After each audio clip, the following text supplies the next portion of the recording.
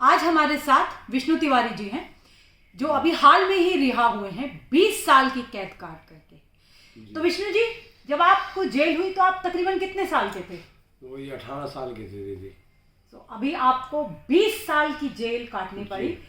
आपने ऐसा क्या अपराध किया था जो आपको 20 साल जेल में रखा उन्होंने? जी, अपराध तो हमारा कुछ भी नहीं था। जब हमने अपराध ही नहीं किया था और जब हम झूठे थे तो अपराध क्या था, बस कुछ भी नहीं था। ये था कि 14 साल पर श्री रामचंद्र जी ने काटे और हमने इस कलयुग में जो कानून न्याय मतलब न्याय नहीं था तो हमने 20 साल काटे।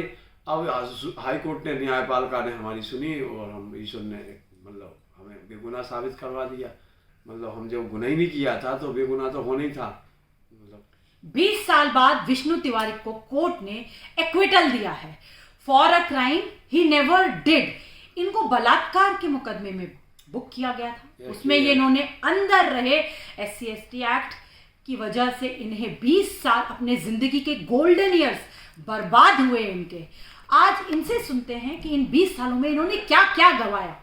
विष्णु जी, आप कुछ बता रहे थे अभी थोड़ी देर पहले, क्या क्या हुआ आपके साथ इन 20 सालों में? जी जी, क्या सब कुछ खत्म हो गया जी। 20 साल में हमारे पिताजी खत्म हो गए, माताजी खत्म हो गई, एक बड़े भाई खत्म हो गए, एक तीसरे नंबर के भाई होमगार्ड में थे दिनेश, वो भी खत्म हो गए।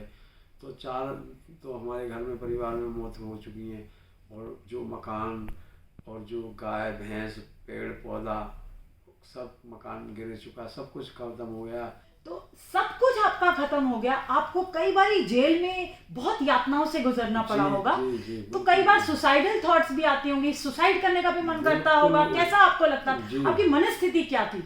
जी, हमारी स्थिति ये थी कि इस दुनिया में जब न्याय नहीं है और ना कोई न्याय सुन में रहा है और 20 वर्ष हो चुकी थी, मतलब 20 साल चल रही थी, काट रहे थे। तो कई बार हमारा दिमाग जैसे हुआ, जैसे कभी स्वाभिमान पे आँच आई गाली या कभी ऐसी बातें वहीं, तो हमारा मन करा कि कभी आत्महत्या ही कर ले। अब इस दुनिया में शायद है कोई, अब ऐसा हमारी कोई सुनवाई हो या केस ही खुल जाए हाई कोर्ट में।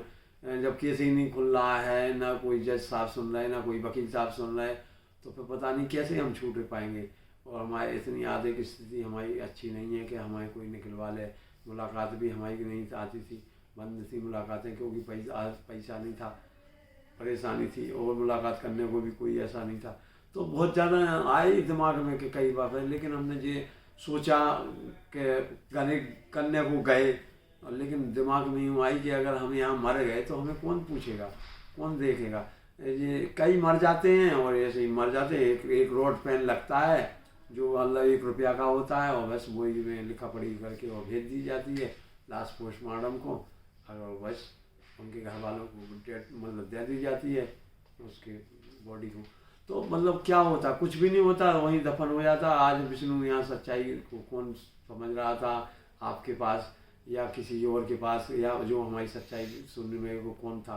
हम मर जाते तो खत्म हो जाता। जेल के अंधेरों में आपको कैसा लगता था? आपका क्या अनुभव है? जी, ऐसा लगता था दीदी कि जैसे रात में अगर नींद खुल गई तो नींद फिर नहीं आती थी और बस बैठते थे, ऐसे लगते थे जैसे कि सब मुर्दे, जैसे सफ़ेद चादर और सफ़ेद चादरों में सब बिल्कुल ऐसे मुर्दे से एक फट्टा है, मतलब जैसे कवर होती है, ऐसे कवर से बने हैं, जैसे कवर होती है मुसलमानों की, जैसी कब्रों जैसे बने हैं, उसी में आदमी अपना लेटा है।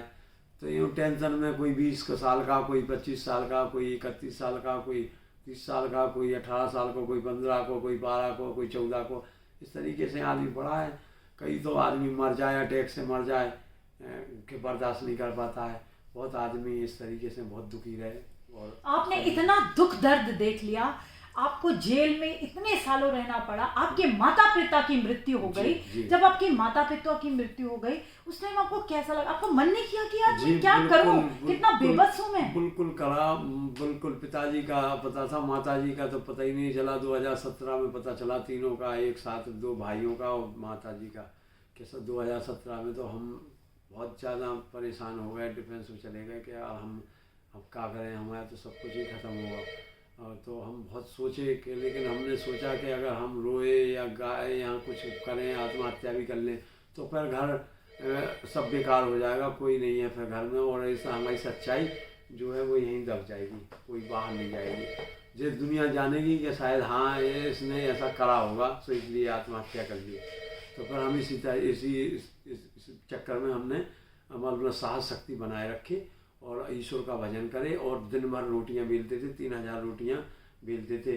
तो ये चट्टे पड़ी हैं उनको बेलन की, और बस अपने 3000 रोटियां बेलना, शाम को थक तो मतलब आप 3000 रोटियां एक दिन में बेलते थे? हाँ हाँ, 3000 रोटियां एक दिन में बेलना कितना मुश्किल काम है। जी बिल्कुल ऐसा ही होता था। बिल्कुल 1500 गुल्ले इस साइड में मिलते थे, इस टाइम 1500 उस टाइम। डबल खाना बटता था, एक दोपहर का 11 साढ़े 11 बजे बटता, 11 बजे एक बटता, 5:30 पे। तो जब आपके माता पिता की मृत्यु हुई या भाइयों की मृत्यु हुई तो आपका मन तो बहुत रोया होगा। बहुत रोया, बहुत ज्यादा। कोई ना पैरवल ना कुछ नहीं, डीएम साहब तो हमारी ना पैरवल ना मेरवल, कौन करवाने क्यों नहीं? आपकी पैरोल क्यों नहीं हुई? कोई भी नहीं था ऐसा करवाने को। कौन था, कौन सुन रहा है? अंधा कानून है, कोई सुनने को तैयार नहीं। जिनकी पैरवी है, जिनका अच्छा हिसाब है, उनको तो पैरवल नहीं हो पाती है। मतलब आदेश ले, कोई विधायक से लो तो कोई मंत्री से लो, तो कोई कहीं लो तो कोई कहीं जाओ, तब जाके होता है, और वो भी नहीं हो पाता। तो किसी पे हमारा तो कोई था ही नहीं। 14 साल बाद भी चाल चलन होता है, देखते हैं जेलर साहब बताते हैं कि इनका चाल चलन आपकी बातों से 14 साल बाद जेल का चाल चलन हमारा बहुत बढ़िया था दीदी। सब बिल्कुल बिल्कुल साफ सुथरा था, कोई किसी से कोई मतलब नहीं था कभी। और हमें डीएम साहब ने, मतलब जेल वालों ने 14 साल का फार्म भेजा था डीएम के पास, तो डीएम साहब ने खारिज करके भेज दिया था। मानविंदर सिंह, ये कैसे डीएम साहब थे? क्यों कागज खारिज कर दिया? उन्होंने बोला था कि मतलब कि इससे आने से व्यवस्था बिगड़ जाएगी, हम आतंकवादी। ये इतने बड़े आतंकवादी हैं? ये विष्णु तिवारी ये इतने बड़े आतंकवादी घोषित कर दिया इन्हें कि ये इनकी वजह से आतंकवाद बढ़ेगा, और इन्हें रिहा नहीं किया। ये क्या? हम उनकी वजह से उनको मतलब पता नहीं आतंकवादी दिख रहे थे। जो आतंकवादी हैं वो तो नहीं, उन्हें उनका तो कुछ बाल भी नहीं बांका कर पाते। आतंकवादियों का तो ये बाल भी नहीं बांका कर उनकी नजर में आतंकवादी थे। और 2 बार उन्होंने हमारा फार्म कैंसिल कर दिया, और एक बार बुलवाया अभी, तो वो भी मिलने का उन्हें टाइम नहीं था। आए और मतलब चाय कॉफी पी के वहाँ गेट पर से चल दिए जेल से, डिस्ट्रिक्ट जेल से। मेरी गुजारिश है योगी जी से, ऐसे डीएम साहब के ऊपर कार्रवाई होनी चाहिए, जो कि खारिज कर दें किसी की बेल को, जो कि पेरोल में ना जाने दें। ये क्या, ये कौन सी कोई जाति दुश्मनी निकाल रहे थे? क्योंकि इनके ऊपर तो वैसे ही जेल में इतने अत्याचार हो रहे थे कि इन्हें बलात्कारी कहा जा रहा था। आपको कैसे लोग वहां पे संबोधन करते थे जेल में? जी शुरू में तो जो मतलब आदमी को कितना भी है सच बताओ, तो सच आदमी को कौन मानने को तैयार है। तो आदमी कहते थे बलात्कारी मादर चौधरी होते हैं, 376 करने वाले हैं, जी हो। तो ये गाली तो चलती थी, तो हम दीदी क्या करें, झेलते थे। क्योंकि हम थे, हम पे झूठा आरोप जरूर लगा था, लेकिन जो हमने अपराध किया ही नहीं था, हम बेगुनाह थे। तो हमें मतलब ये महसूस कर लेते थे कि कौन कौन किससे लड़ा जाए, कि किससे हर चीज़ से, किससे छोटी छोटी बातों पे किससे उलझा जाए। तो इसलिए तो इतना बड़ा क्या केस था? आप थोड़ा केस के बारे में संक्षिप्त में केस बताइए। भी कुछ नहीं था दीदी, बिल्कुल गाय का मैटर था। केवल गाय चराने गए थे, उस दिन गाय पड़ गई, बस थोड़ी सी गाली गलौज सी वहाँ भाई है, वो वहाँ इतनी बड़ी उनने वो बना लिया, रिपोर्ट उनने कर दी। 376 मुकदमा, एक्ट हरिजन थे, हरिजन एक्ट लग गई। उसमें पैसा मिला इन्हें अच्छा खासा, जो भी मिला हो 1 लाख के करीब। और दूसरे तो मतलब सन 2000 में 1 लाख रुपया मिला था झूठा मुकदमा करने के लिए। हाँ। आज क्या स्थिति होगी? हरिजन एक्ट पे और 376 पे पैसा ऐसा ही मिलता था। और दूसरे ने जो भी किसी ने करवाया, सपोर्टर ने, एक इंसान की पूरी जिंदगी बर्बाद हो गई, उसके घर के 4 लोग और मर गए, 5वें की पूरी जिंदगी बर्बाद कर दी, 20 साल बर्बाद हो गए उनकी जिंदगी के। ये 20 साल कभी वापस नहीं आ सकते, जो गोल्डन टाइम इनका बर्बाद कर दिया गया है। बिल्कुल सब कुछ खत्म हो गया जी, बिल्कुल। जो भी अपना दांत टूट गए, डांट से कुछ दिखता है, आंखों से नहीं दिखता, आंखों से दिखता नहीं, दांतों से मुड़ा नहीं पाते, खा नहीं पाते, हिल गए दांत, आगे के दांत भी टूट गए, शरीर में कमजोरी आ गई है, पूरी सफेदी आ गई है।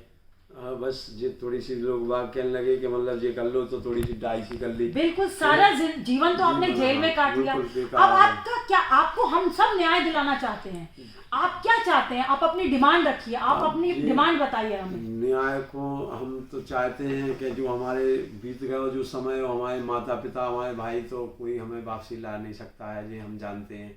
कि कोई नहीं ला सकता है। खैर अब तो बस ईश्वर की कृपा और इस योगी जी और माननीय प्रधानमंत्री जी मोदी जी हैं, उनसे हाथ जोड़ के विनती गुजारिश है कि जो हमारे 8 एकड़ हमारी ज़मीन बिक गई, मकान गिर गया, गाय भैंसें सब कुछ बर्बाद हो गया, हमारे 4 मौतें हो गई हमारे घर में, तो हम बस एक ही चाहते हैं कि हमें इतना कुछ मिले, हमारा आवास, हमें रोड पे ज़मीन मिले, कि आवास मिले बढ़िया, हमें जो रहन सहने के लिए, जो हम 4 आदमी हमारे पास, कोई आ जाओ तो बैठ जाए रिश्तेदार भी, और हम समाज में मतलब जैसे जो समाज जी रही है वैसे अपनी भी ज़िंदगी जी सकें।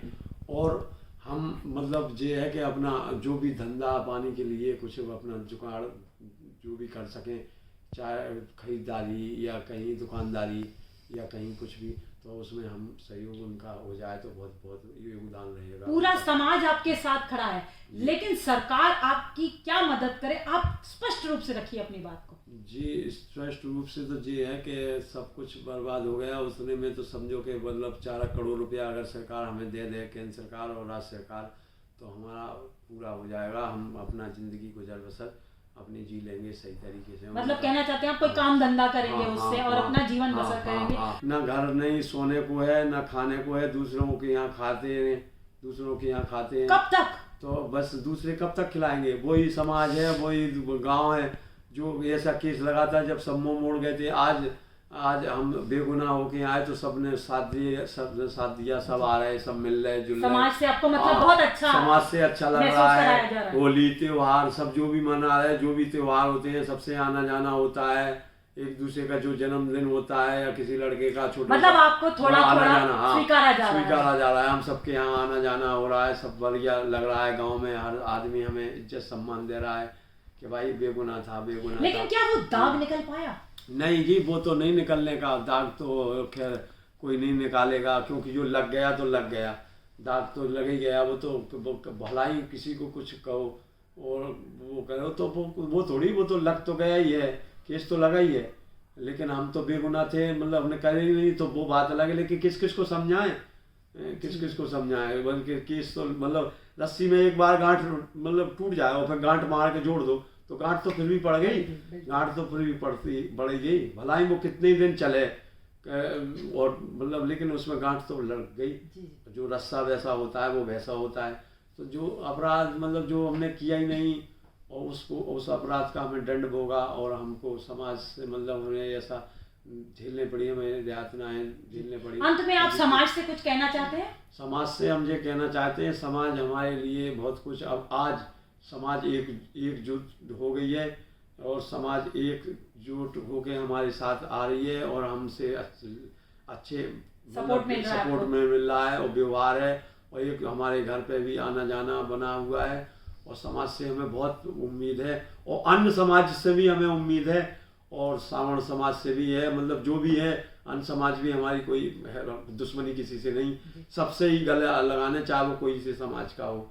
हम तो सबसे जो बची ज़िंदगी है वो बिल्कुल गले लगा के जीना चाहते हैं, चाहे कोई भी हो। हमारा तो दिल, हमारा दिमाग तो यही कह रहा है, हम तो जनता की और सबकी सेवा ही करना चाह रहे हैं। जो कोई हमें गलत व्यक्ति मिलता है, चाहे वो दारू पिए हो या कोई किसी से समझाते हैं कि वो गलत ना करे, अपने माँ बाप की सेवा करें। अब आपको न्याय मिलेगा तो आप क्या दूसरों के न्याय के लिए भी लड़ाई लड़ेंगे? दूसरे बहुत विष्णु हैं, एक विष्णु नहीं है, लाखों विष्णु हैं, क्या उनकी लड़ाई आप लड़ेंगे? जी बिल्कुल लड़ेंगे। अगर जो हमने यातनाएं जो हमने झेली हो, जो हमें मतलब इतना अपराध हमने किया नहीं और फिर भी हमें दंड मिला, तो शायद हम यही सोचेंगे ईश्वर से कि ऐसा और कोई ऐसा विष्णु, एक और विष्णु पैदा ना हो कि जो इस तरीके से जेल जाए और ऐसे इतनी सज़ा काटे। इसलिए हम इस एक्ट कोई विषय में हम बोलेंगे कि अगर ये लगाया जाए, माननीय प्रधानमंत्री जी या तो इसके संशोधन कर दें इसमें कुछ, और नहीं भी कर पाएँ तो सही जो भी विवेचना होती है या जो भी सिस्टम अधिकारी होते हैं थाने के, तो वो बढ़िया तरीके से जांच हो, इसमें सही तरीके से और डॉक्टरी हो और फिर इसके बाद केस आगे चले और फिर चाहे उसे अगर दंड देने लायक है, अपराध है, करा है, तो उसे सज़ा मिले। या था ऐसे हम जैसे को मतलब सज़ा नहीं मिले कि हम जैसे झूठे थे और इतने हमारा कोई पैरोकाल ही नहीं थी। आप समाज को धन्यवाद देना चाहते हैं? बिल्कुल देना चाहते हैं। उस समाज को, सब वर्ग के समाजों में मतलब सबको देना चाहते हैं कि ईश्वर रही हमें साहस, शक्ति और बुद्धि, बल बुद्धि इतनी हमें विद्या दे, ईश्वर हमें प्रदान कर रखे। हम के अब सबको ही लेके साथ चलेंगे और सबके सहयोग में और सबके मदद में हम हमेशा हर पल खड़े रहेंगे। हमें इस लायक बना ईश्वर। धन्यवाद। जी धन्यवाद जी दीदी।